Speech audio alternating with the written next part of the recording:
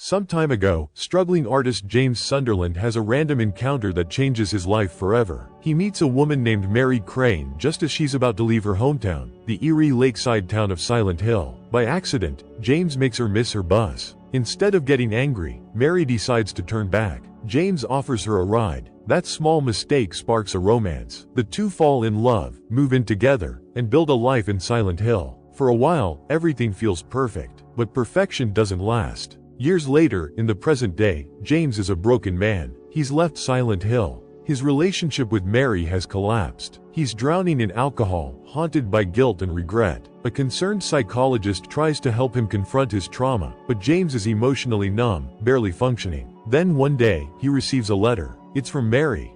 The problem? Mary shouldn't be able to write it. The letter begs him to return to Silent Hill. Confused, desperate, and clinging to hope, James immediately drives back to the town where everything began. But Silent Hill isn't the same. The moment he arrives, he's greeted by thick fog blanketing the streets. Ash falls from the sky like snow. The town is nearly abandoned. We learn that some kind of illness wiped out much of the population, leaving the place decayed and hollow. It feels wrong, empty, like the town itself is sick.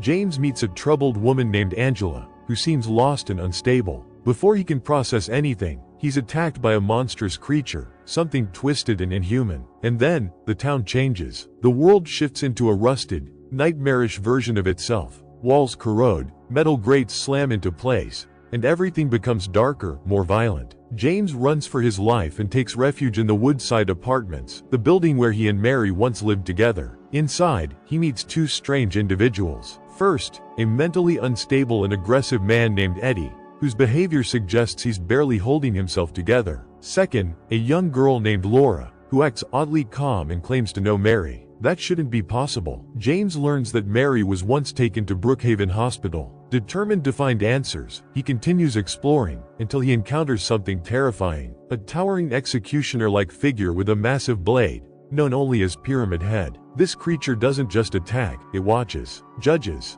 Its presence sends Eddie fleeing. After a tense confrontation, James blacks out, and wakes up in what appears to be the normal, fog-covered Silent Hill again. But nothing feels normal. Laura insists she knows Mary personally. Confused and desperate, James chases her, and that's when he meets someone impossible. A woman named Maria. She looks almost identical to Mary. Same face, same voice, but different personality. More flirtatious, more impulsive. Maria offers to help James get to Brookhaven Hospital. He reluctantly agrees. As they travel together, fragmented memories resurface. James remembers Mary's involvement in a strange cult operating in Silent Hill, a group founded by her own father. He recalls witnessing her being drugged and participating in an arcane ritual. The relationship crumbled after that. James left, and he abandoned her in Silent Hill. When they reach Brookhaven Hospital, things spiral further. Maria discovers an audio tape revealing something horrifying. Mary had been poisoned and left permanently injured. Before James can fully process this,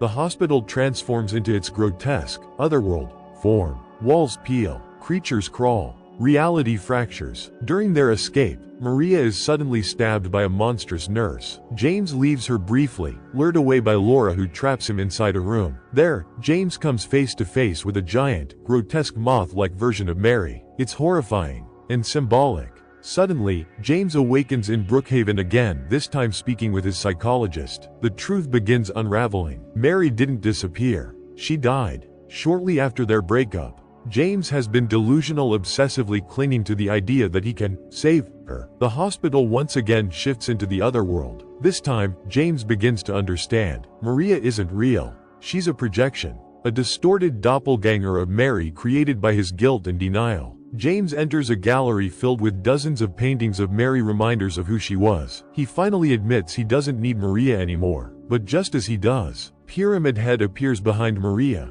and kills her. For a brief moment, James sees something chilling beneath Pyramid Head's mask. His own face. Pyramid Head isn't just a monster. It's punishment. It's guilt. It's James. James eventually finds himself outside the Lakeview Hotel, a place he and Mary once visited during happier times. Inside, Laura reveals the final truth. She explains that she, Maria, and Angela aren't real individuals in this reality. They're fragments of James's psyche, pieces of Mary's personality, manifestations of his guilt, love, anger, and denial. James also witnesses a vision of Angela being attacked by a monstrous figure resembling Mary's father, another symbol of trauma tied to the cult. Everything has been a psychological reckoning. Silent Hill isn't haunting him, he's haunting himself. Finally, James reaches the roof of the Lakeview Hotel, and the full memory comes crashing back. Months before all of this, James returned to Silent Hill. He found Mary dying.